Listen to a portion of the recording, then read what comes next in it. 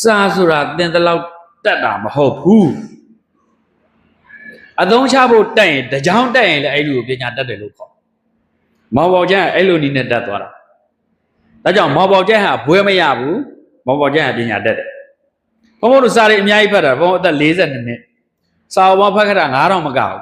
အများကြီးပဲဘုံဖတ်ထားတဲ့စာအုပ်တွေဒါ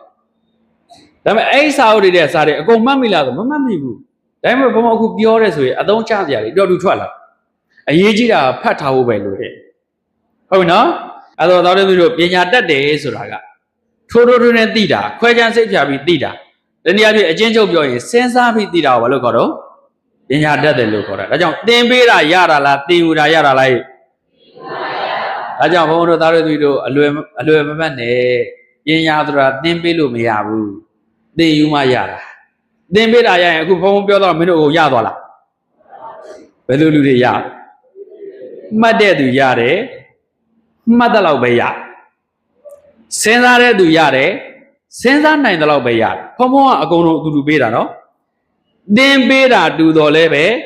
သင်ယူတဲ့သူမှာမူတည်ပြီးတော့အသုံးချတဲ့သူကမူတည်ပြီးတော့ဖွံ့ဖြိုးတိုးတက်မှုပွားသွားမယ်